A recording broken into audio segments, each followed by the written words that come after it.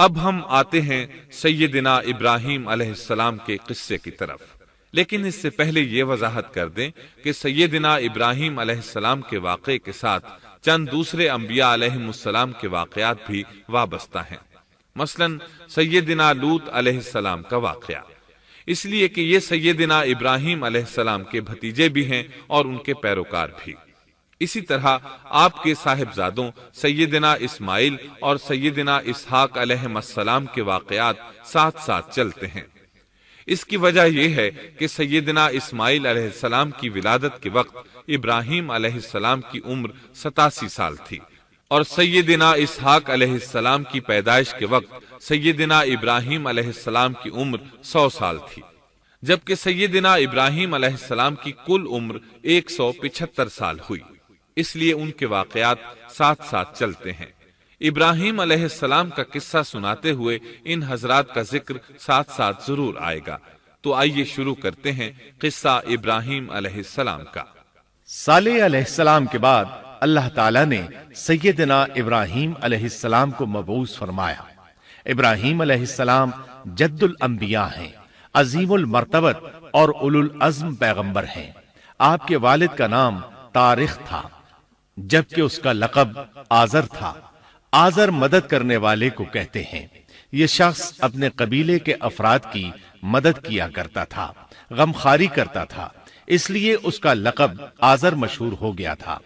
قرآن مجید میں ابراہیم علیہ السلام کا قصہ 73 مقامات پر ذکر ہوا ہے۔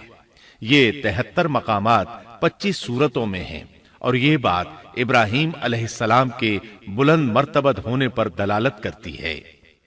ابراہیم علیہ السلام بھی سام بن نوح علیہ السلام کی نسل سے ہیں۔ آپ کی پیدائش عراق کے مشہور شہر بابل میں ہوئی۔ یہ عراق کے شمال میں واقع تھا اور آج بھی موجود ہے۔ بہت بڑا شہر ہے، اس وقت بھی بڑی آبادی پر مشتمل تھا۔ یہاں بت پرستی عام ہو چکی تھی۔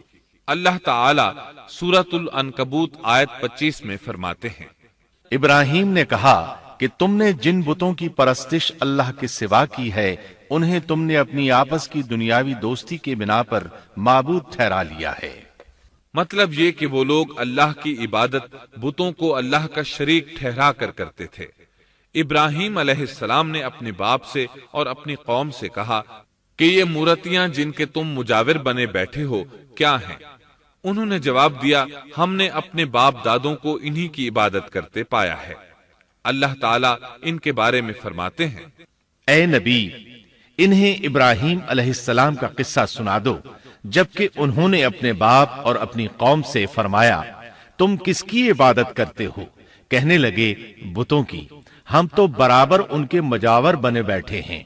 ابراہیم علیہ السلام نے فرمایا، جب تم انہیں پکارتے ہو تو کیا وہ سنتے بھی ہیں یا تمہیں نفع اور نقصان پہنچا سکتے ہیں؟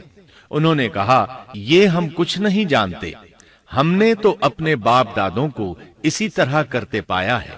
مطلب یہ کہ یہ بت پرستی انہیں ورثے میں ملی تھی۔ وہ جن معبودوں کی عبادت کرتے تھے، نہ وہ ان کی پکار کو سنتے تھے، نہ ہی ان کے نفع و نقصان پر قادر تھے۔ اسی لیے ابراہیم علیہ السلام انہیں جھنجھوڑ رہے تھے، لیکن اندھی تقلید اور بشری عقل کے بیکار ہو جانے نے انہیں یہ سب سوچنے سے عاری کر دیا تھا۔ اللہ تعالیٰ نے ابراہیم علیہ السلام کی خصوصی رہنمائی فرمائی تھی، جیسا کہ سورۃ الانبیاء آیت 51 میں ہے، اور ہم نے ابراہیم کو پہلے سے ہدایت عطا فرما دی تھی اور ہم اسے جانتے تھے۔ ابراہیم علیہ السلام نے کبھی ایک لمحے کے لیے بھی بتوں کی پوجا نہیں کی تھی۔ آپ نے اپنی قوم کو بتوں کی پوجا کرتے دیکھا تو انہیں ملامت کی، ایک اللہ کی طرف دعوت دی، اور اس دعوت کی ابتدا انہوں نے اپنے باپ سے کی۔ اللہ تعالیٰ سورہ مریم میں فرماتے ہیں، اے نبی، کتاب میں ابراہیم کا ذکر کر، بے شک وہ سچا نبی تھا۔ جب اس نے اپنے باپ سے کہا، اے میرے باپ، بے شک مجھے وہ علم عطا ہوا ہے جو تمہیں حاصل نہیں، اس لیے میری اطاعت کریں، میں آپ کو سیدھا راستہ دکھاؤں گا۔ اے میرے باپ، شیطان کی عبادت نہ کریں، بے شک شیطان اللہ کا نافرمان ہے۔ ان بتوں کی عبادت گویا شیطان کی عبادت ہے، اس لیے آپ نے ان معبودوں کو شیطان سے تعبیر کیا۔ فرمایا، اے میرے باپ، بے شک مجھے خوف ہے کہ تم پر اللہ کا عذاب آئے، پھر تم شیطان کے ساتھی ہو جاؤ۔ باپ نے ان کی بات سن کر کہا، اے ابراہیم، کیا تو میرے معبودوں سے پھرا ہوا ہے؟ البتہ اگر تو باز نہ آیا تو میں تجھے سنسار کر دوں گا، اور تو مجھ سے ایک مدت تک دور ہو جا، یعنی مجھ سے اتنا دور ہو جا کہ کبھی مجھے نظر نہ آئے۔ ابراہیم علیہ السلام نے اپنے باپ پر نرمی اور مہربانی کرتے ہوئے ان سے کہا، آپ پر سلامتی ہو، میں اپنے رب سے آپ کے لیے بخشش طلب کرتا رہوں گا۔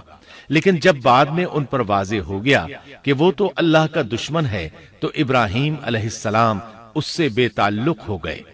سورہ توبہ آیت 114 میں اللہ فرماتے ہیں، اور ابراہیم کا اپنے والد کے لیے بخشش طلب کرنا ایک وعدے کی وجہ سے تھا جو وہ اس سے کر چکے تھے، لیکن جب انہیں معلوم ہو گیا کہ وہ اللہ کا دشمن ہے تو اس سے بیزار ہو گئے۔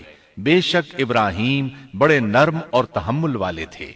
کسی ایماندار کے لیے جائز نہیں کہ وہ کسی کافر کے لیے دعائے مغفرت کرے، بلکہ مومن پر حرام ہے کہ وہ کسی کافر یا عیسائی وغیرہ کے لیے مغفرت طلب کرے یا اس سے یہ کہے کہ اللہ تجھ پر رحم کرے۔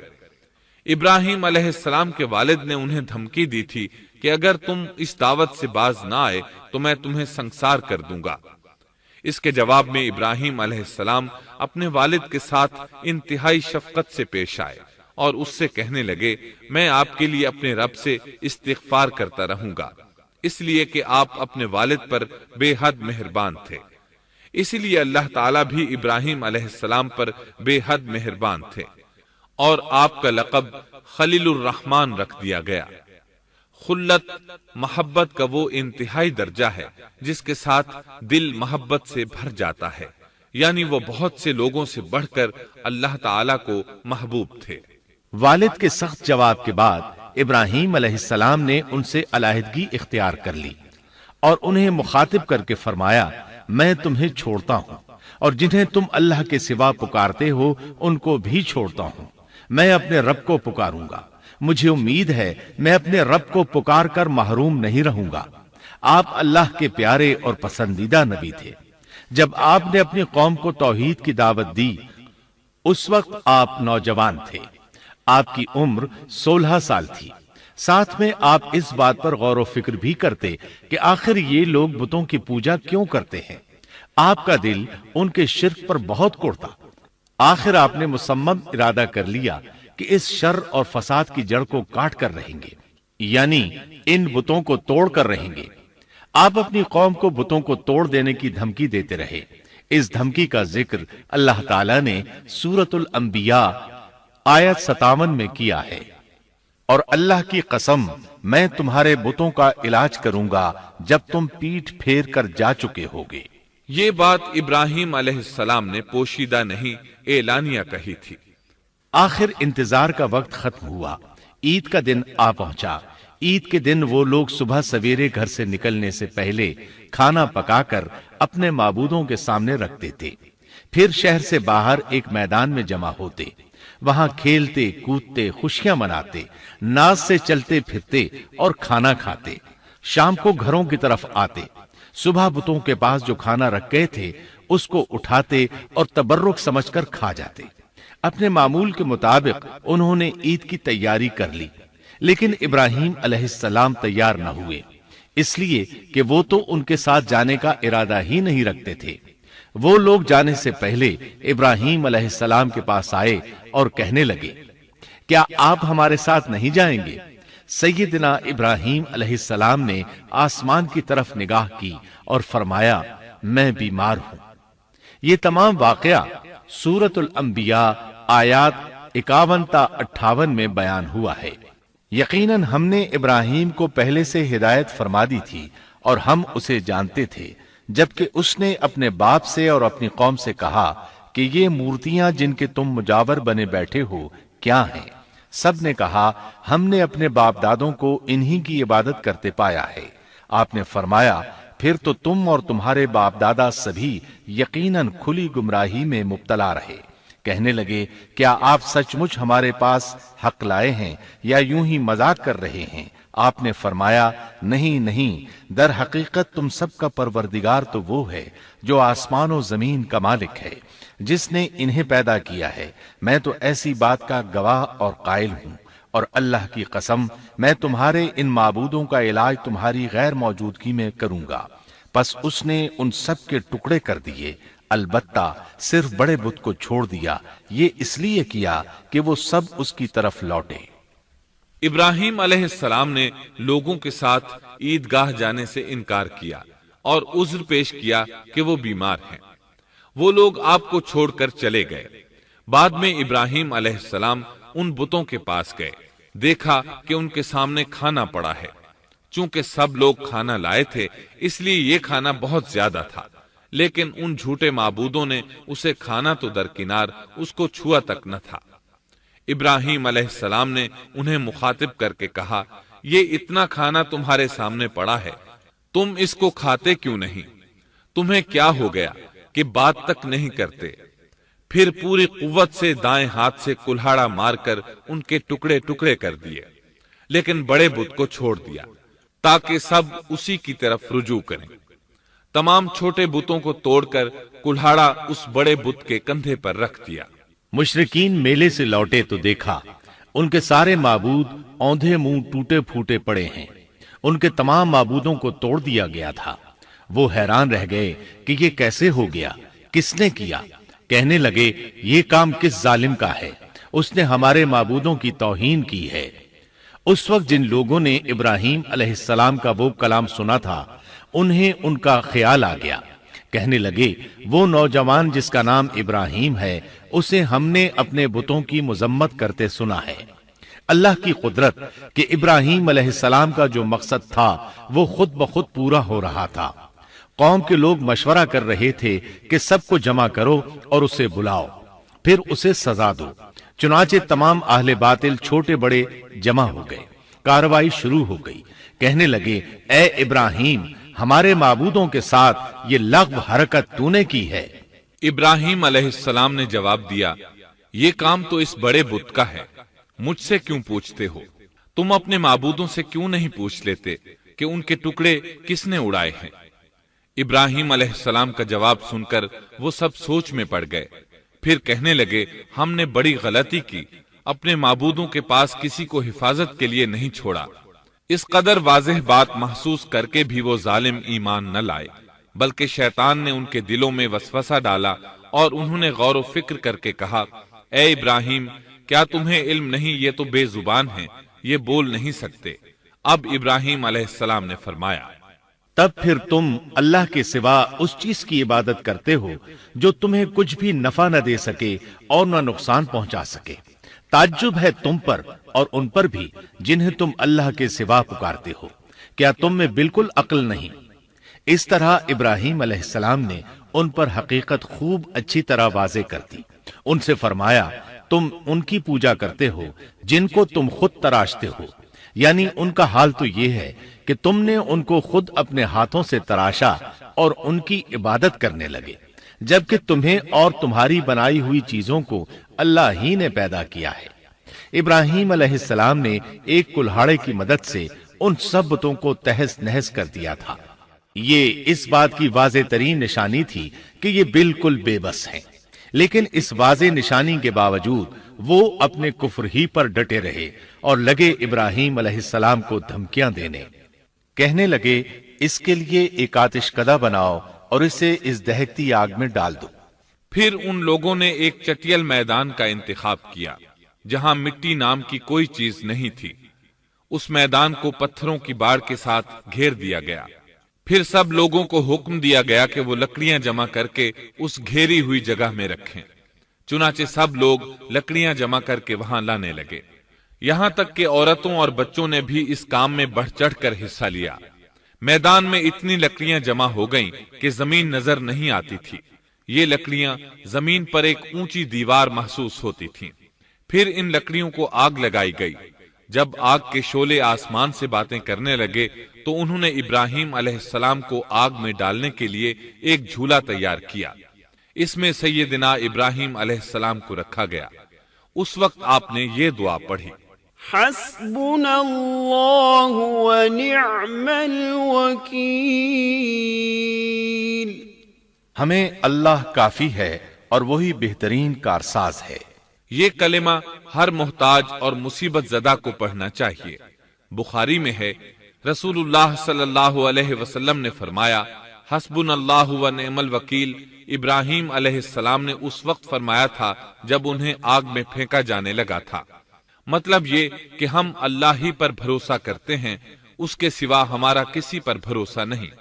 بعض روایات میں یہ بھی ہے کہ جب ابراہیم علیہ السلام کو آگ میں ڈالا جانے لگا تو جبریل علیہ السلام آئے اور کہا، اے ابراہیم، کوئی حاجت ہے تو میں حاضر ہوں۔ ابراہیم علیہ السلام نے فرمایا، اگر تم اپنی مرضی سے آئے ہو تو مجھے تمہاری کوئی ضرورت نہیں۔ ایک دوسری روایت میں ہے کہ بارش کے فرشتے نے حاضر ہو کر کہا تھا، اے ابراہیم، مجھے حکم دیجئے میں بارش برسا کر اس آگ کو بجھا دوں۔ لیکن ایسی تمام روایات ضعیف ہیں۔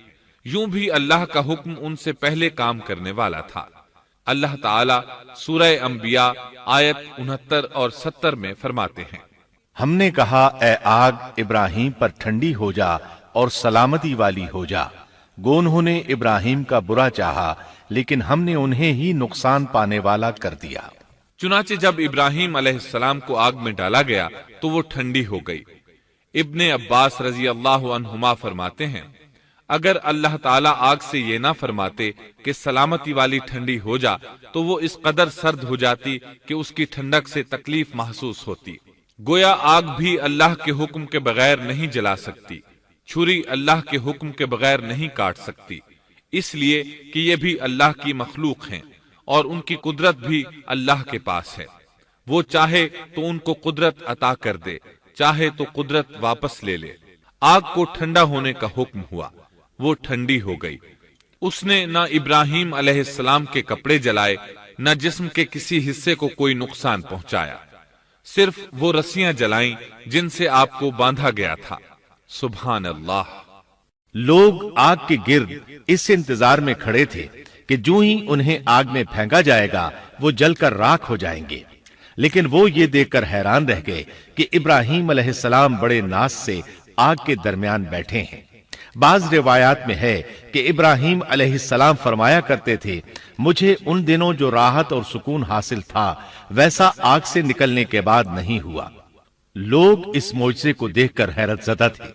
پھر ابراہیم علیہ السلام آگ سے نکلے۔ اتنا بڑا معجزہ دیکھنے کے باوجود لوط علیہ السلام کے سوا کوئی شخص پورے بابل شہر سے ان پر ایمان نہ لایا۔ اللہ تعالیٰ فرماتے ہیں، پس ابراہیم پر لوط ایمان لائے۔ مطلب یہ کہ پوری بستی سے لوط علیہ السلام تھے جو آپ پر ایمان لائے تھے، باقی تمام لوگ کفر ہی پر ڈٹے رہے۔ ابراہیم علیہ السلام ان کا رویہ دیکھ کر نا امید ہو گئے کہ اس سے بڑھ کر یہ کون سا معجزہ دیکھنا چاہتے ہیں۔ ان کے بتوں کو توڑ دیا گیا، اپنی آنکھوں سے اللہ کی نشانی ان لوگوں نے دیکھی، پھر بھی یہ ایمان نہیں لائے، چنانچہ آپ نے وہاں سے ہجرت کا ارادہ فرما لیا۔ اس وقت بابل پر نمرود نامی بادشاہ کی حکومت تھی۔ کہا جاتا ہے کہ زمین کے بیشتر حصے پر اسی کی حکمرانی تھی۔ جب اس کے پاس یہ خبریں پہنچیں کہ ابراہیم علیہ السلام کو آگ میں ڈالا گیا لیکن آگ نے انہیں نہیں جلایا، تو اس نے ابراہیم علیہ السلام کو اپنے دربار میں پیش کرنے کا حکم دیا۔ ابراہیم علیہ السلام کو وہاں لایا گیا۔ نمرود نے ان سے ان کے رب کے بارے میں سوال کیا۔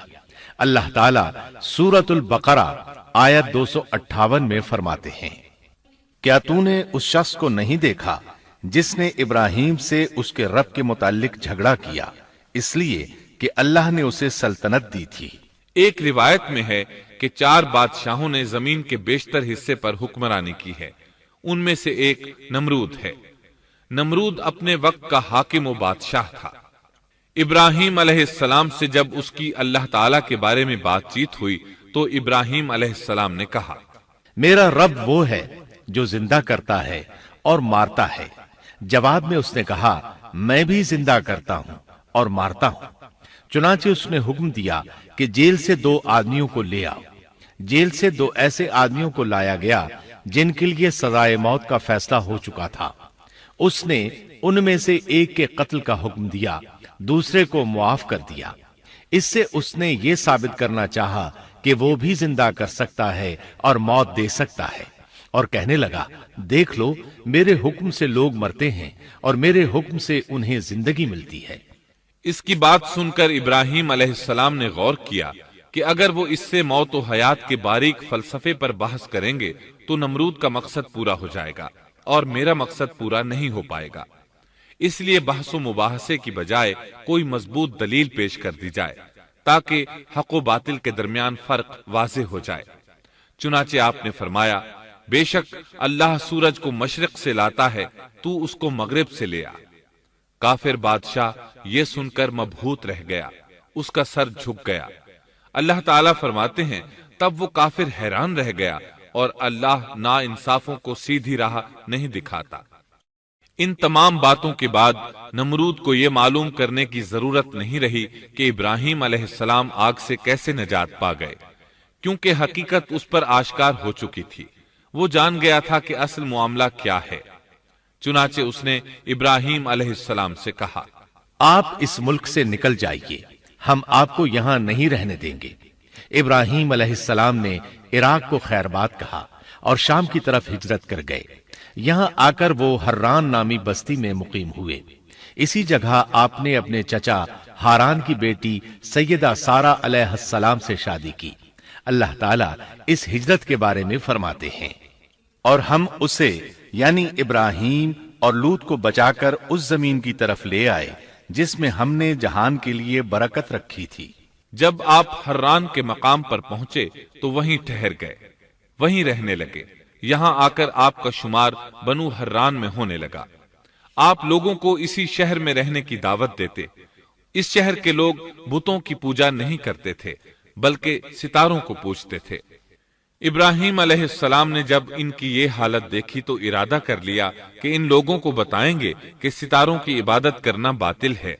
یہ لوگ چونکہ نجوم پرست تھے اس لیے ان کی عبادت کا وقت رات کو ہوتا تھا، اور یہ لوگ رات کے وقت عبادت کرتے تھے کیونکہ ان کے معبود یعنی ستارے رات ہی کو طلوع ہوتے ہیں۔ چنانچہ ابراہیم علیہ السلام انہیں یہ دکھانے کے لیے کہ ان چیزوں کی عبادت باطل ہے ایک دن ان کے ساتھ نکلے۔ اللہ نے آسمان کے دروازے کھول دیے تو ابراہیم علیہ السلام نے چاند، ستاروں، سیاروں اور آسمان و زمین کی سلطنت کو دیکھا۔ اللہ تعالیٰ نے ابراہیم علیہ السلام سے تمام پردے ختم کر دیے جو عام طور پر لوگوں کی آنکھوں پر ہوتے ہیں، اور انہوں نے وہ کچھ دیکھا جسے آج کی رصد گاہیں بھی نہیں دیکھ سکتی۔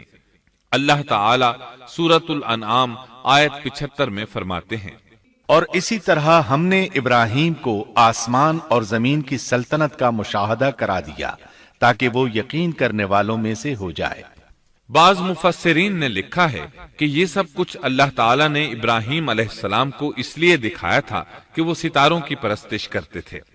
پھر اللہ تعالیٰ نے اپنی عبادت کی طرف ان کی رہنمائی فرمائی۔ جن مفسرین نے یہ بات لکھی وہ غلطی پر ہیں، کیونکہ ایک جلیل القدر رسول کے متعلق ایسا گمان کرنا کبیرہ گناہ ہے۔ آسمان اور زمین کی سلطنت اور دیگر معجزات دکھانے کے بعد اللہ تعالیٰ فرماتے ہیں آسمان اور زمین کی پیدائش یقیناً انسان کی پیدائش سے بہت بڑا کام ہے۔ اللہ تعالیٰ ایک دوسرے مقام پر فرماتے ہیں آسمان اور زمین میں بہت سی نشانیاں ہیں جن سے یہ منہ موڑ کر گزر جاتے ہیں۔ ابراہیم علیہ السلام حران شہر کے ستارہ پرستوں کو لے کر ایک رات نکلے۔ اچانک ایک ستارہ طلوع ہوا، اس کی چمک دمک بہت تھی، شکل صورت کے لحاظ سے بھی بہت خوبصورت تھا۔ اس وقت ابراہیم علیہ السلام نے بطور مذاق کہا یہ میرا رب ہے، لیکن جب وہ ستارہ کچھ دیر بعد چھپ گیا تو کہنے لگے یہ تو غروب ہو گیا۔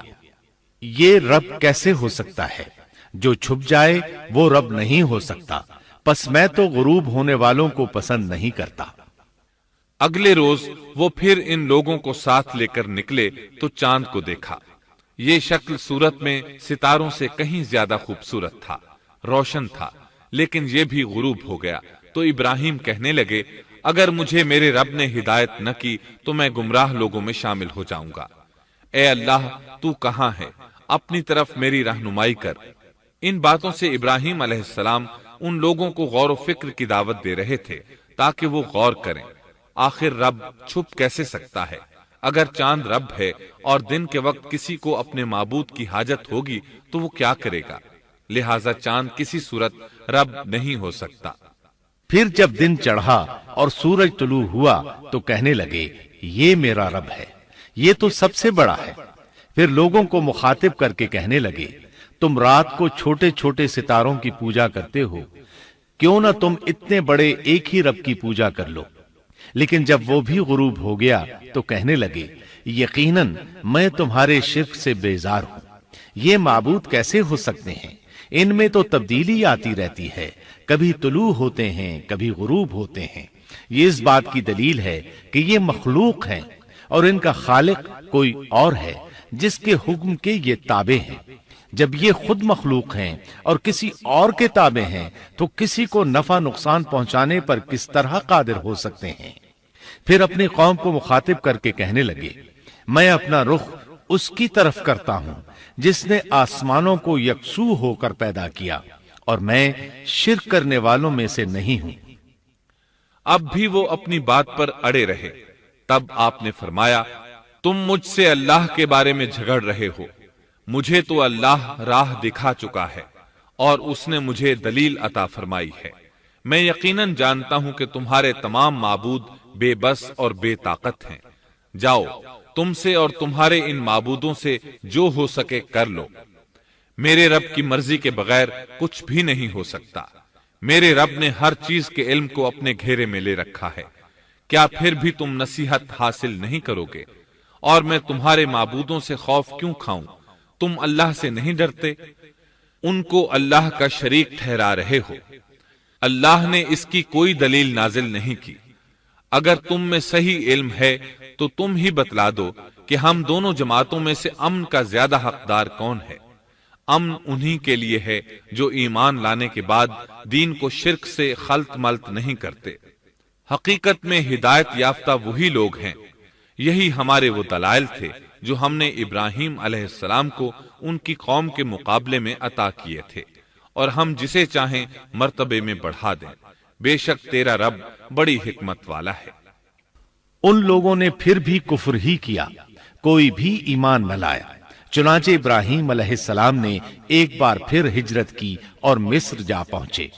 مصر کے بادشاہ کو خبر ملی کہ ایک شخص ہجرت کر کے آیا ہے اور اس کے ساتھ ایک عورت ہے، وہ بہت زیادہ حسین و جمیل ہے۔ چنانچہ اس ظالم نے اپنے کارندوں کو بھیجا کہ اس عورت کو میرے پاس لے آؤ، ساتھ ہی اس سے پوچھنا کہ تمہارے ساتھ جو آدمی ہے وہ کون ہے، اگر وہ اس کا خاوند ہو تو اسے قتل کر دینا۔ ادھر بادشاہ نے اپنے کارندوں کو حکم دیا، ادھر اللہ نے ابراہیم علیہ السلام کی طرف وحی بھیج دی۔ انہوں نے سارہ علیہ السلام سے کہا اگر وہ تجھ سے میرے بارے میں پوچھیں تو بتا دینا تم میری بہن ہو۔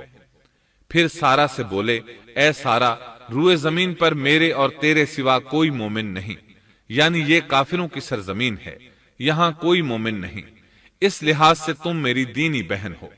پھر بادشاہ نے ابراہیم علیہ السلام کو پیش کرنے کا حکم دیا۔ اس نے آپ سے پوچھا یہ عورت کون ہے؟ آپ نے فرمایا یہ میری بہن ہے۔ اس طرح ابراہیم علیہ السلام کی زندگی میں 3 موقع ایسے آئے کہ انہوں نے اللہ کے دین کی حمایت اور مدافعت کے لیے توریہ کیا۔ توریہ کا مطلب یہ ہے کہ واقعہ کچھ اور ہو لیکن کوئی شخص کسی خاص مصلحت کی وجہ سے اسے 2 معانی والے الفاظ کے ساتھ اس انداز میں بیان کرے کہ سننے والا اس واقعہ کو نہ سمجھ سکے بلکہ اس کا ذہن خلاف واقعہ چیز کی طرف منتقل ہو جائے۔ شریعت نے بعض مخصوص حالات میں اس کی اجازت دی ہے۔ وہ 3 مواقع جہاں ابراہیم علیہ السلام نے توریہ فرمایا ان کی وضاحت کچھ اس طرح ہے۔ ایک یہ کہ آپ نے میلے پر نہ جانے کی غرض سے ان لوگوں سے کہا تھا کہ میں بیمار ہوں۔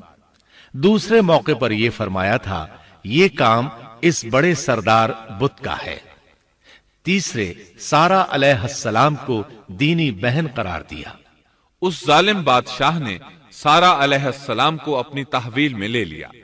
جب سارہ علیہ السلام کو معلوم ہوا کہ وہ ایک بدکار شخص ہے تو انہوں نے اللہ تعالیٰ سے دعا کی، اے اللہ، تجھے معلوم ہے میں تجھ پر اور تیرے نبی پر ایمان لائی ہوں اور اپنے جسم کو اپنے خاوند کے سوا ہر ایک سے محفوظ رکھا ہے، لہٰذا آپ اس کافر کو مجھ پر مسلط نہ کیجیے گا۔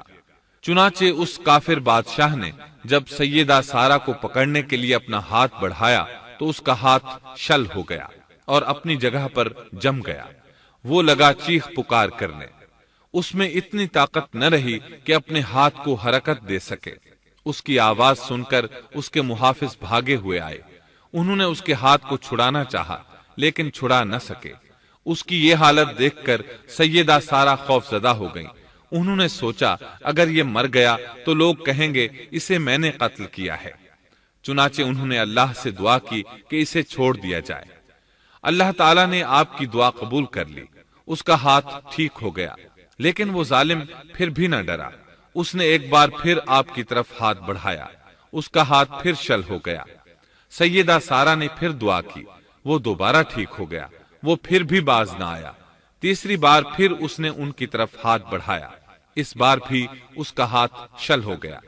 اب وہ سیدہ سارہ علیہ السلام سے کہنے لگا، اب کی بار اگر تو مجھے اس مصیبت سے نجات دلائے گی تو میں تجھے چھوڑ دوں گا اور کبھی تیرے آڑے نہیں آؤں گا۔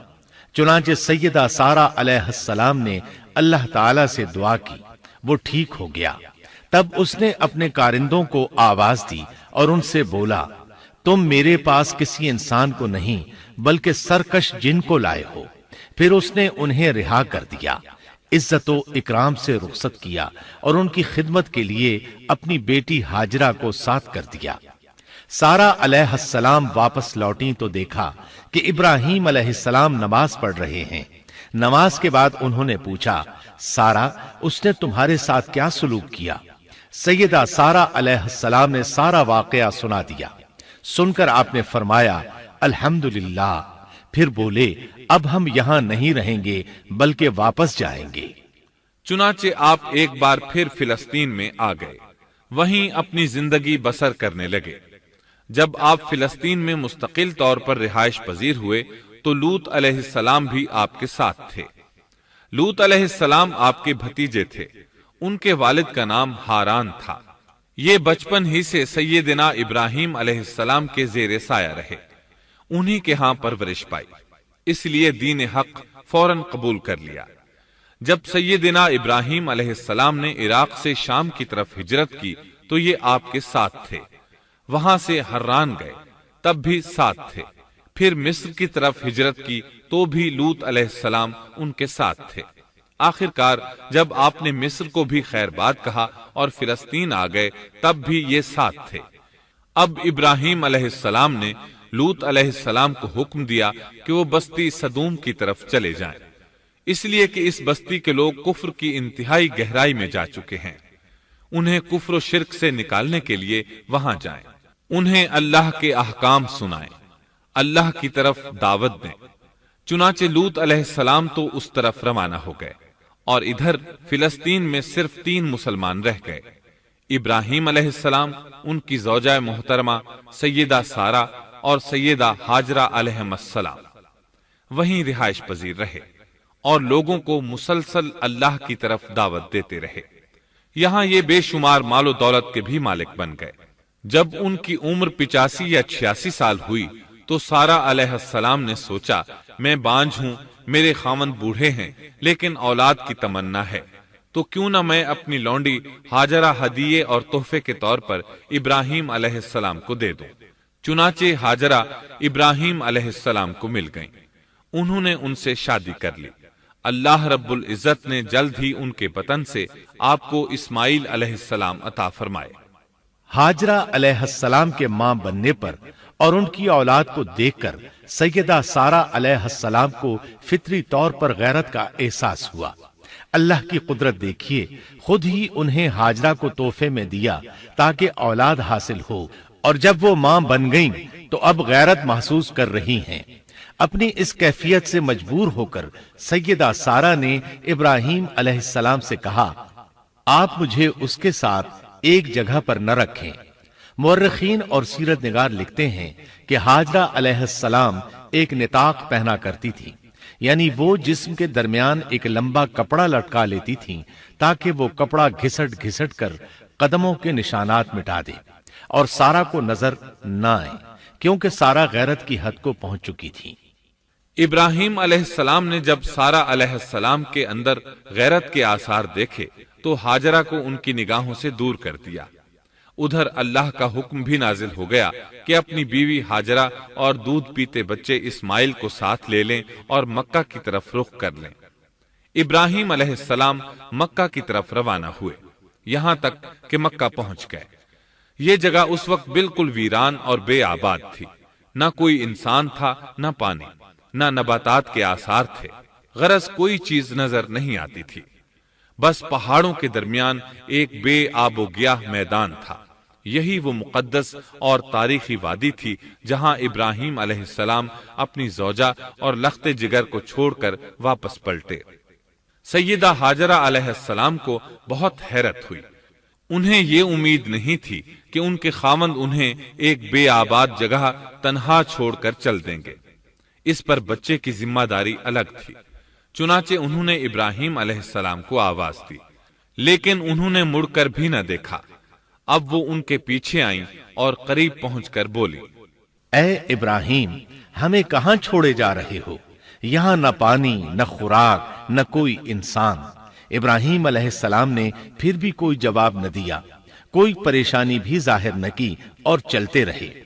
سیدہ ہاجرہ بھی آپ کے پیچھے چلتی رہیں اور پوچھتی رہیں کہ ہمیں کس کے حوالے کر کے جا رہے ہیں؟ یہاں تو کوئی بھی جاندار نہیں، مکمل طور پر بے آباد علاقہ ہے۔ لیکن انہوں نے اب بھی کوئی توجہ نہ دی۔ آخر سیدہ ہاجرہ نے کہا، کیا آپ کو اللہ نے اس کام کا حکم دیا ہے؟ اب آپ نے جواب میں فرمایا، ہاں۔ تب سیدہ ہاجرہ بولی، اگر یہ بات ہے تو اللہ تعالی ہرگز ہمیں ضائع نہیں ہونے دے گا۔ جب انسان اللہ کے احکام کو بجا لائے تو اس کے دل سے فقر و فاقے کا خوف نکل جاتا ہے اور اللہ اسے طرح طرح کے انعامات سے نوازتا ہے۔ انسان جب تک اللہ کے احکام کو بجا لاتا رہے گا تب تک اللہ کی نصرت اور اس کی تائید شامل حال رہے گی۔ چنانچہ جوں ہی ہاجرہ علیہ السلام کو پتا چلا کہ انہیں تنہا چھوڑ جانا اللہ کے حکم کی بنا پر ہے تو فوراً یقین بھرے لہجے میں بولی، تب اللہ ہمیں ضائع نہیں کرے گا۔ یہ کہہ کر وہ اپنے شیر خوار بچے کی طرف پلٹ گئیں۔ خوراک اور پانی چند دن میں ختم ہو گئے، پانی کا ایک قطرہ پاس نہ رہا۔ اب پانی کی تلاش شروع کی، لیکن اپنے لیے تو درکنار، ماں کو بیٹے کے لیے بھی پانی نہ ملا نہ خوراک۔ اب بچہ لگا بھوک سے بلکنے، خوراک نہ ملنے کی وجہ سے ماں کا دودھ بھی خشک ہو گیا تھا۔ عورت کتنی بھی باحوصلہ ہو اپنے بچے کو بھوک سے بلکتے نہیں دیکھ سکتی۔ اب انہوں نے بچے کو وہیں چھوڑا اور تیزی سے قریبی پہاڑی صفا کی طرف لپکی۔ اوپر چڑھ کر ادھر ادھر نظر دوڑائی کہ شاید کسی طرف پانی یا خوراک نظر آ جائے یا کسی انسان کی جھلک نظر آ جائے۔ جب کچھ نظر نہ آیا تو نشیب کی طرف چلی، ساتھ میں بچے کی طرف بھی دیکھتی جاتی تھی۔ نشیب میں پہنچی تو بچہ نظروں سے اوجھل ہو گیا۔ اس پر اور بے چین ہوئی اور بلندی کی طرف دوڑی۔ اس طرح مروہ پہاڑی پر چڑھ گئیں۔ وہاں بھی چاروں طرف نگاہ دوڑائی لیکن کچھ نظر نہ آیا۔ خیال آیا کہ پھر کوشش کرنی چاہیے۔ اس خیال سے مروہ پہاڑی سے اتری اور صفا کی طرف چل دی۔ درمیان میں نشیب کی وجہ سے بچہ نظر نہ آیا تو دوڑنے لگی۔ اس طرح پھر صفا پر چڑھ گئیں۔ اللہ اکبر! ایک تو عورت ذات کمزور، پھر بھوک پیاس سے نڈھال، اس پر کس قدر سعی اور کوشش میں مصروف، وہ بھی اپنے بچے کے لیے۔ بہرحال بار بار کوشش کے خیال سے انہوں نے صفا اور مروہ پہاڑیوں کے درمیان 7 چکر لگائے۔ یہی وجہ ہے مسلمان عازمین حج صفا و مروہ کے درمیان سعی کرتے ہیں تاکہ اس واقعے کی یاد تازہ ہو جائے۔ جب وہ آخری مرتبہ مروہ پر پہنچی تو انہوں نے ایک آواز سنی۔ یہ آواز اسماعیل علیہ السلام کے قریب سے آئی تھی۔ انہوں نے پوری توجہ سے آواز کو سننے کی کوشش کی اور جلدی سے اسماعیل کے قریب پہنچی۔ کیا دیکھتی ہیں، اسماعیل کے قدموں کے نیچے سے پانی پھوٹ رہا ہے، کیونکہ جبریل علیہ السلام کو اللہ نے اس صابرہ خاتون کی مدد کے لیے بھیجا تھا۔ انہوں نے زمزم والی جگہ پر اپنا پر مارا تو اسماعیل کے قدموں کے پاس سے ایک عظیم چشمہ رحمت نمودار ہوا۔ مستقبل کے پیغمبر کے قدموں کے نیچے سے اللہ نے جبریل فرشتے کے ذریعے زمین پھاڑ کر پانی نکال دیا۔ یہی آب زمزم کا آغاز تھا۔ ہاجرہ علیہ السلام پانی کو آنکھیں پھاڑ پھاڑ کر حیرت سے دیکھ رہی تھی۔ ان کی خوشی کی انتہا نہ رہی جب انہوں نے دیکھا پانی پھوٹ پھوٹ کر چاروں طرف بہ رہا ہے۔ زمین ہموار تھی، اس لیے انہوں نے زمین کو کھودنا شروع کر دیا تاکہ پانی ادھر ادھر نہ بہ جائے۔ پھر انہوں نے اس گڑھے کے چاروں طرف پتھر رکھ دیے اور زبان سے بولی، زم زم، اس کا مطلب ہے رک جا۔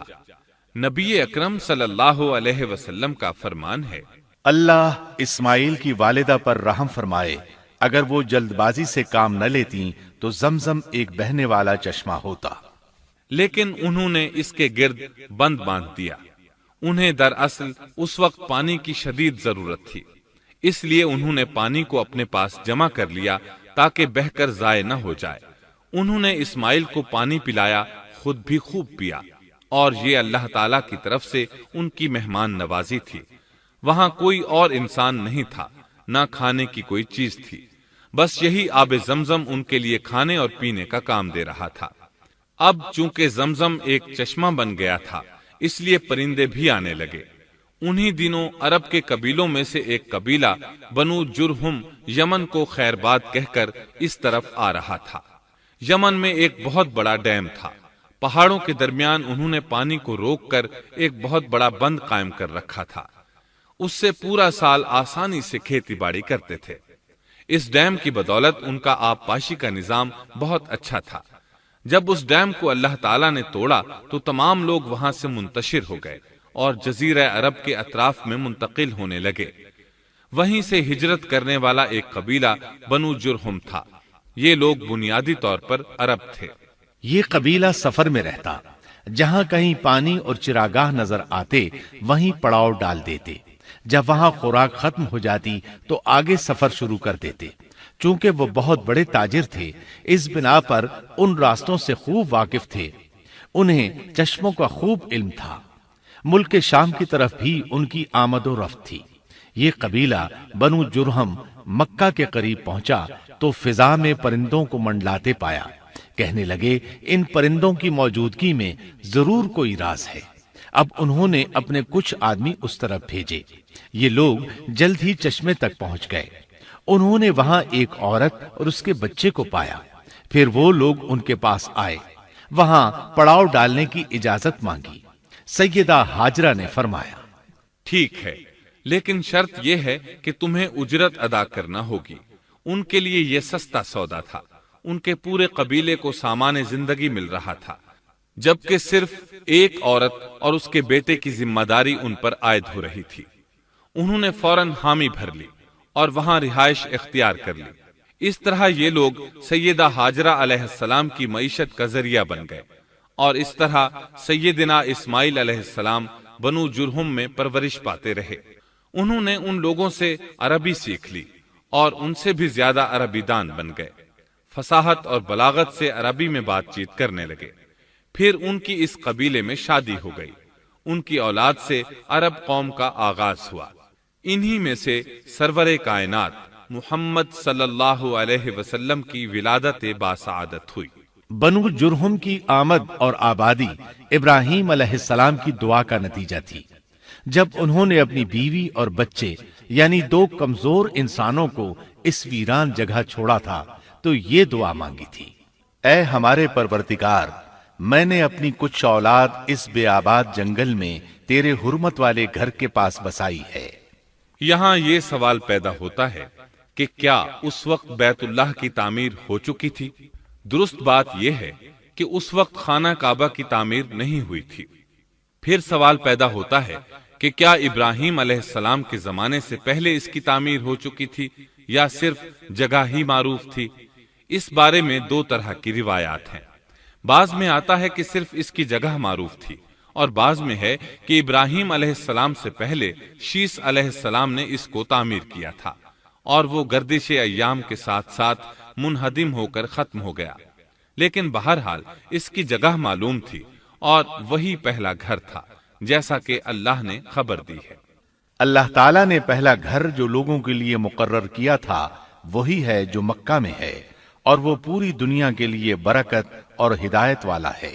ابراہیم علیہ السلام نے اللہ تعالیٰ سے یہ دعا مانگی تھی، اے ہمارے پروردگار، میں نے اپنی کچھ اولاد اس بے کھیتی کے جنگل میں تیرے حرمت والے گھر کے پاس بسائی ہے۔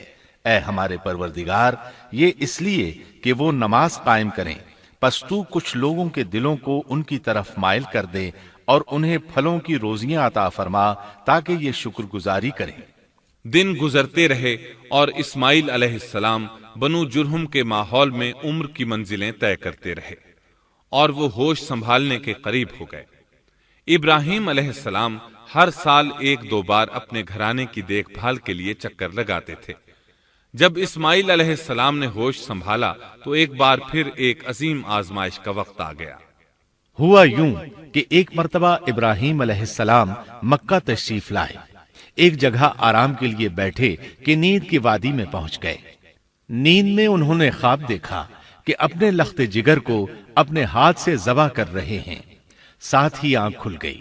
ابراہیم علیہ السلام جانتے تھے کہ انبیاء کرام کے خواب حقیقت ہوتے ہیں، اللہ کی طرف سے وحی ہوتے ہیں، اور شیطان کسی صورت ان کے خواب میں نہیں آ سکتا، لہٰذا انہوں نے اس خواب کے مطابق عمل کرنے کا پختہ ارادہ کر لیا، کسی قسم کی پریشانی کا شکار نہ ہوئے۔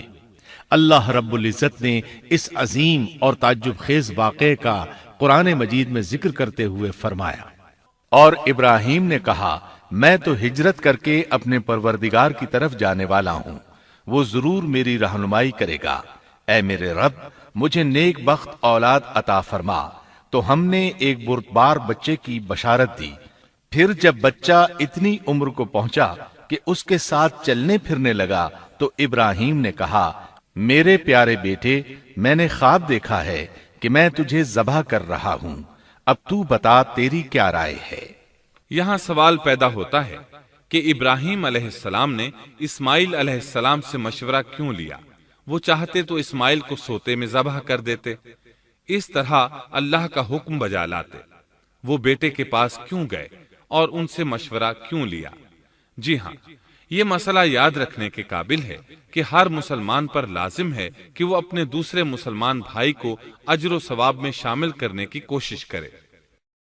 ابراہیم علیہ السلام نے بیٹے کو ثواب میں شامل کرنے کے لیے انہیں اللہ کے حکم سے آگاہ کیا۔ یہ نہ چاہا کہ میں اکیلا ہی اجر لیتا رہوں، بلکہ دوسرے کی خیر خواہی کو پیش نظر رکھا۔ والدین کے لیے آپ کے اس انداز میں نصیحت موجود ہے، یہ کہ اولاد کو ثواب کے مواقع فراہم کریں، ان کی صحیح تربیت کریں۔ اگر صدقہ کرنے کا موقع ملے تو بچوں کے ذریعے صدقہ کرائیں، تاکہ انہیں بھی اللہ کے راستے میں خرچ کرنے کی عادت پڑے۔ جب کسی دینی مجلس میں بیٹھنے کا موقع ملے تو اپنی اولاد کو بھی ساتھ لے کر جائیں۔ بے شمار لوگ خود تو جاتے ہیں، اولاد کو جانے کے لیے کہتے بھی نہیں، خود دین سیکھتے ہیں، اولاد کو دین نہیں سکھاتے۔ ابراہیم علیہ السلام نے اسماعیل علیہ السلام سے رائے لی۔ سبحان اللہ، انہوں نے جواب میں فرمایا، اے ابا جان، آپ کو جو حکم ملا ہے کر گزریے۔ یہ نہیں کہا کہ مجھے تو حکم نہیں ہوا، بلکہ فوراً سر تسلیم خم کر دیا، اس لیے کہ وہ جانتے تھے انبیاء کا خواب حقیقت پر مبنی ہوتا ہے، اللہ کی وحی ہوتا ہے، اس لیے بالکل پریشانی ظاہر نہ کی۔ یہ تک نہ پوچھا مجھے کیوں ذبح کر رہے ہیں، یا میرا کیا جرم ہے، یا آپ کے پاس کون سا صریح حکم آیا ہے۔ انہوں نے ایسی کوئی بات نہ کہی۔ اللہ کی فرما برداری اسی کو کہتے ہیں۔ چنانچہ اپنے باپ سے کہا، اے ابا جان، آپ کو جو حکم ہوا ہے اس کو کر گزریے، انشاءاللہ آپ مجھے صبر کرنے والوں میں پائیں گے۔ علماء کرام فرماتے ہیں اس جملے سے ان کا انتہائی ادب اور احترام شامل ہے، اور اس میں زبردست توکل موجود ہے۔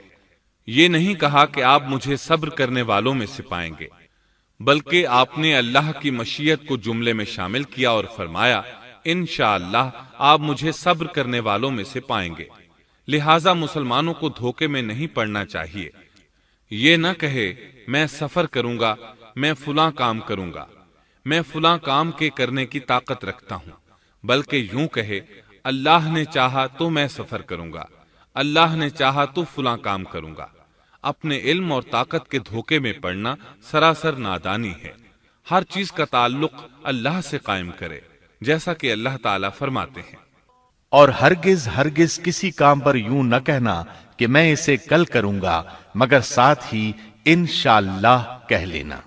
اپنی زبان کو اللہ کے ذکر سے سجا کر رکھو اور ہمیشہ اپنے معاملات کو اللہ کی طرف لوٹاؤ۔ بہرحال باپ بیٹا دونوں ہی مصمم ارادے کے ساتھ اللہ کا حکم پورا کرنے کے لیے پیش ہو گئے۔ اسماعیل علیہ السلام نے اپنے والد محترم سیدنا ابراہیم علیہ السلام سے کہا، جب آپ مجھے ذبح کرنے لگیں تو میری پیشانی کو زمین پر رکھ دیجیے گا تاکہ آپ کو میرا چہرہ نظر نہ آئے اور کہیں آپ کے ہاتھ رک نہ جائیں۔ اب ابراہیم علیہ السلام نے بیٹے کی پیشانی پکڑ کر زمین پر لٹا دیا، جیسا کہ اللہ تعالیٰ نے فرمایا۔ جب دونوں مطیع ہو گئے اور ابراہیم نے اسے پیشانی کے بل لٹا دیا، اب انہوں نے چھری پکڑی اور گردن پر چلا دی، لیکن چھری نے گردن نہ کاٹی، بالکل اسی طرح جیسے آگ نے ابراہیم کو نہیں جلایا تھا، اس لیے کہ چھری میں کاٹنے کی طاقت اور آگ میں جلانے کی صلاحیت اللہ کے حکم کے بغیر نہیں آ سکتی۔ اللہ نے دونوں سے یہ طاقتیں سلب کر لی۔ اب ابراہیم زور لگا رہے ہیں، ادھر اسماعیل علیہ السلام کہہ رہے ہیں، ابا جان جلدی کیجئے، چھری چلائیے۔ اللہ تعالیٰ نے اس واقعے کا ذکر یوں فرمایا ہے، جب وہ دونوں مطیع ہو گئے اور ابراہیم نے اسے پیشانی کے بل لٹا دیا۔ اس مطیع ہونے سے مراد اللہ کے حکم کو نافذ کرنا ہے۔ اب ظاہر ہے مطیع تو وہ پہلے بھی تھے، لیکن یہاں اسلما یعنی مطیع ہونے سے مراد کامل اسلام ہے۔ نہایت واضح اور حقیقی اسلام مراد ہے، اس لیے کہ کامل اسلام وہی ہوتا ہے جس میں بغیر کسی تردد اور توقف کے اللہ کے امر اور نہی کی تصدیق کی جائے۔ یہ تھا حقیقی اسلام۔ ہاں تو چھری چلتی رہی، گلا نہ کٹا، اس لیے کہ امتحان اور آزمائش کی تکمیل ہو چکی تھی۔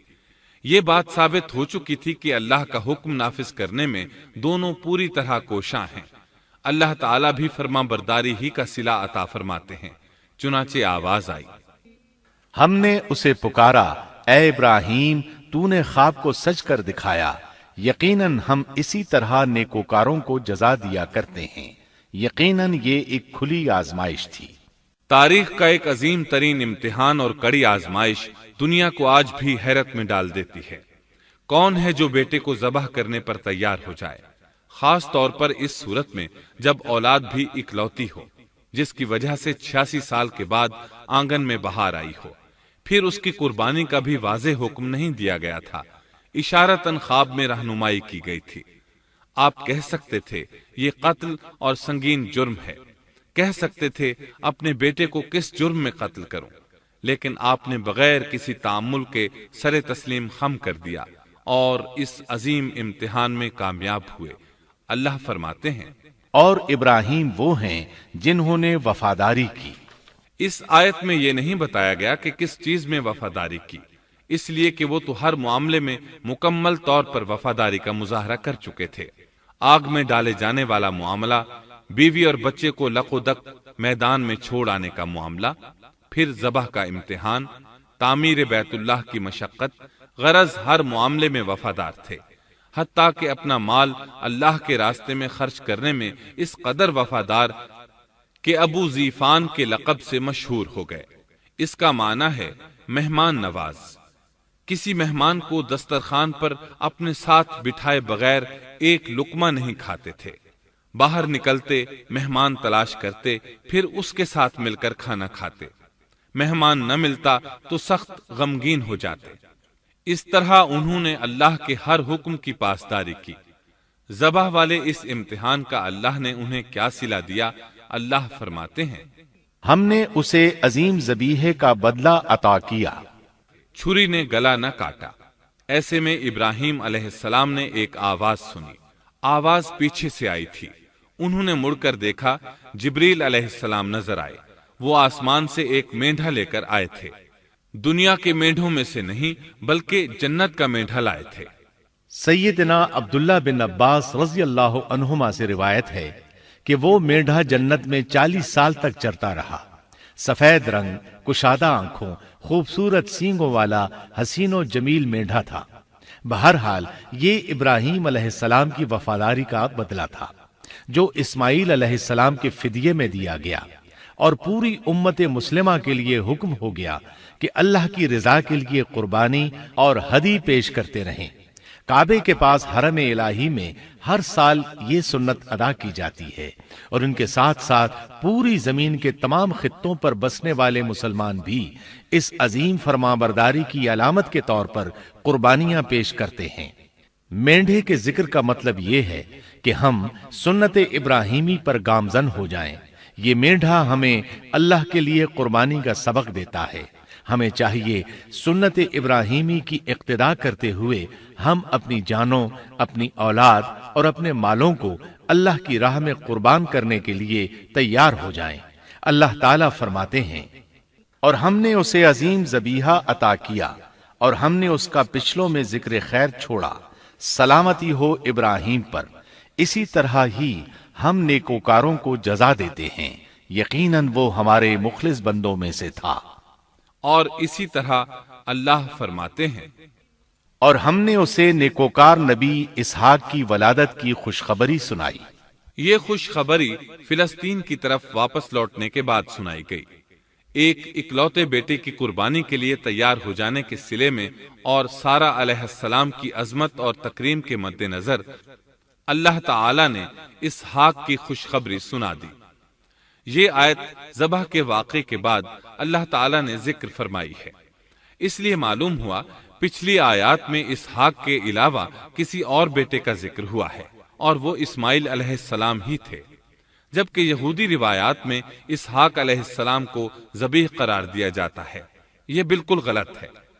ज़बह के वाक़े के बाद इसहाक अलैहिस्सलाम की बिशारत मिल रही है, फिर भला वो पैदा होने से पहले ही ज़बीह कैसे बन गए?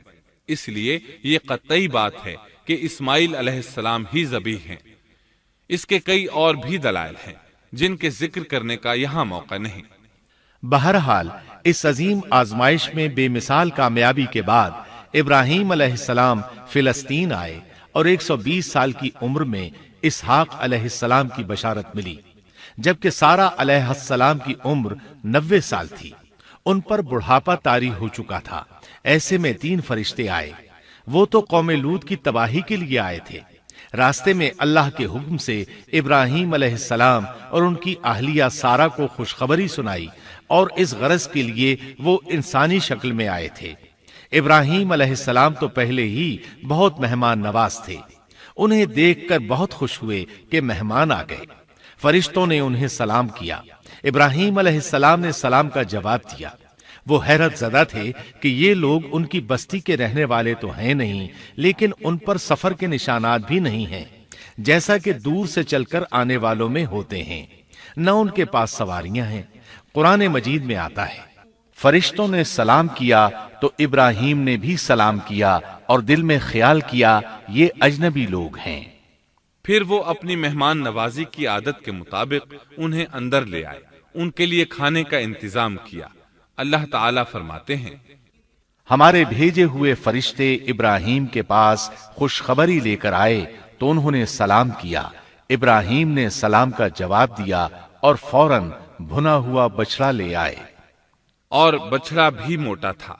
उनके सामने खाना पेश किया, लेकिन वो भला कब खाने की तरफ हाथ बढ़ाने वाले थे। ये देखकर इब्राहीम अलैहिस्सलाम ने खौफ महसूस किया कि कहीं ये दुश्मन न हो। उस वक्त फरिश्तों ने कहा, इब्राहीम न डर, हम तो कौम लूत की तरफ भेजे गए हैं।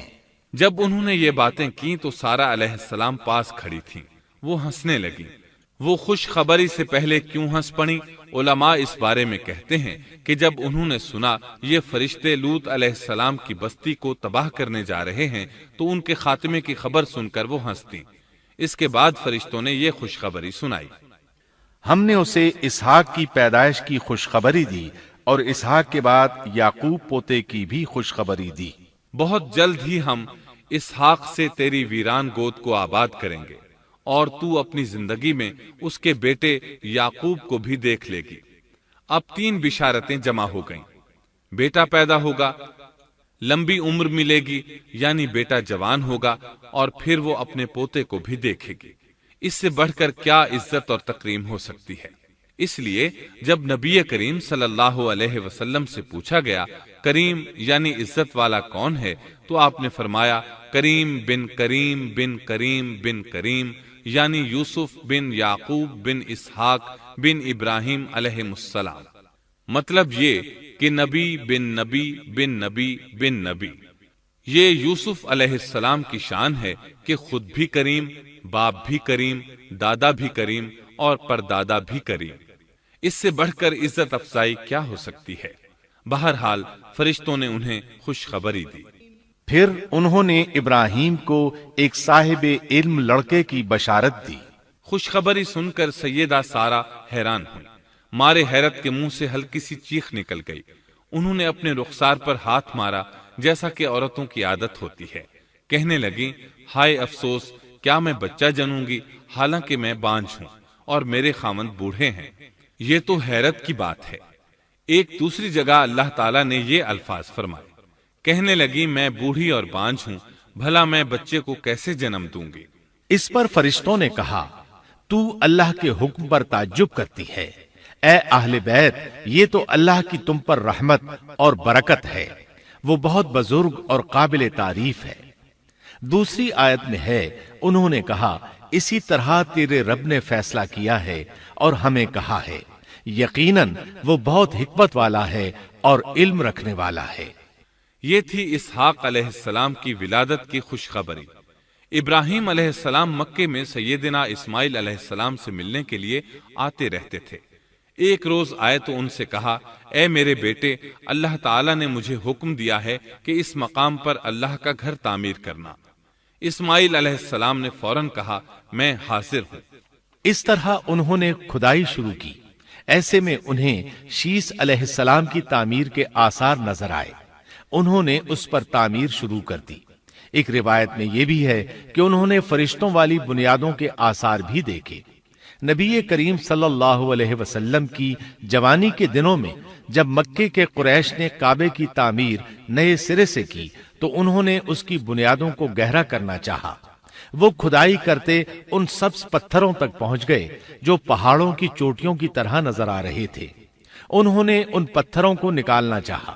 ایک شخص نے کدال کے ذریعے ایک پتھر کو باہر نکالا تو اس کے نیچے سے اتنا نور نکلنے لگا کہ قریب تھا وہ شخص اندھا ہو جاتا۔ پھر پتھر خود بخود نیچے جا گرا اور اپنی جگہ پر جم گیا۔ اس کے بعد لوگوں نے ان پتھروں کو ہاتھ نہ لگایا اور تعمیر شروع کر دی۔ قرآن مجید میں تعمیر کعبہ اور بیت اللہ کا تذکرہ اس طرح آیا ہے، اور جب ہم نے بیت اللہ کے مکان میں ابراہیم کو جگہ دی اور فرمایا کہ میرے ساتھ شرک نہ کرنا اور میرے گھر کو طواف، قیام اور رکوع و سجود کرنے والوں کے لیے پاک رکھنا، اور فرمایا بے شک لوگوں کے لیے جو پہلا گھر تعمیر کیا گیا ہے وہ مکہ میں ہے، وہ جہان والوں کے لیے برکت اور ہدایت کا ذریعہ ہے، اس میں واضح نشانیاں ہیں، مثلا مقام ابراہیم، تو جو کوئی حرم میں داخل ہوگا وہ امن میں آ جائے گا۔ اور یاد کرو اس وقت کو جب ابراہیم کو اس کے پروردگار نے کئی باتوں کے ذریعے آزمایا، وہ ان میں پورے اترے تو اللہ نے فرمایا میں آپ کو تمام لوگوں کا امام بنا رہا ہوں۔ ابراہیم نے کہا اے میرے رب، میری اولاد میں سے بھی امام بنائیے۔ جواب میں اللہ نے فرمایا میرا امامت کا وعدہ ظالم لوگوں کے لیے نہیں ہے۔ اور اس وقت کو یاد کرو جب ہم نے بیت اللہ کو ثواب اور امن کی جگہ بنا دیا اور لوگوں نے مقام ابراہیم کو جائے نماز بنا لیا۔ ہم نے ابراہیم کو حکم دیا کہ میرے گھر کو طواف، اعتکاف، رکوع اور سجود کے لیے پاک رکھو، اور وہ وقت بھی یاد رکھو جب ابراہیم نے دعا کی اے پروردگار اس شہر کو امن والا بنا دے اور اس کے مومن بندوں کو پھلوں کا رزق عطا کر۔ اللہ تعالیٰ نے فرمایا میں کافروں کو بھی تھوڑا فائدہ دوں گا، پھر انہیں آگ کے عذاب کی طرف بے بس کر دوں گا، یہ پہنچنے کی جگہ بری ہے۔ اور وہ وقت یاد کرو جب ابراہیم اور اسماعیل بیت اللہ کی بنیادوں کو بلند کر رہے تھے اور دعا مانگ رہے تھے، اے ہمارے رب، ہماری محنت کو قبول فرما، تو دعا کو سننے والا، جاننے والا ہے، اور ہمیں اپنا فرما بردار بنا، ہماری اولاد میں سے بھی ایک فرما بردار گروہ بنا، اور ہمیں عبادت کا طریقہ سکھا، اور ہم پر رجوع فرما، کیونکہ تو ہی توبہ قبول کرنے اور رحم فرمانے والا ہے۔ اے ہمارے رب، ان لوگوں میں انہی میں سے ایک رسول بھیج جو ان پر تیری آیات کی تلاوت کرے اور انہیں کتاب و حکمت سکھائے، انہیں پاک کرے، یقیناً تو غالب حکمت والا ہے۔ تعمیر کے دوران جب ابراہیم علیہ السلام اس مقام تک پہنچے جہاں آج حجر اسود ہے تو اللہ تعالیٰ نے جنت سے ایک سفید پتھر بھیجا۔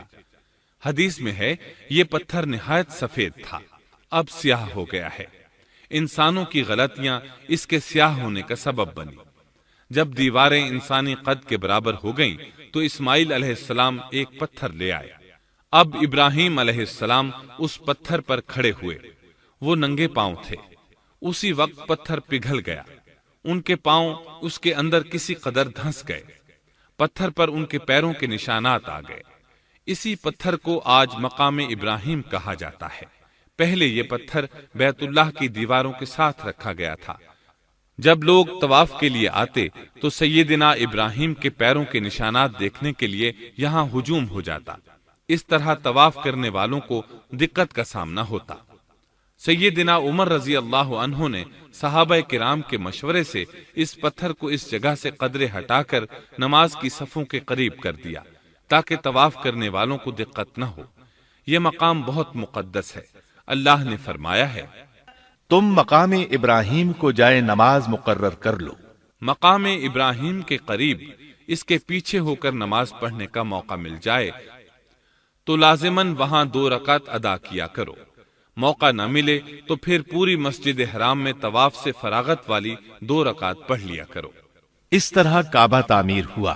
تب نیا حکم آیا، لوگوں میں جو استطاعت رکھے اس پر اللہ کے لیے حج بیت اللہ فرض ہے، اور جو شخص جان بوجھ کر اعراض کرے تو اللہ جہانوں سے بے نیاز ہے اور اسے اس کی کوئی پرواہ نہیں۔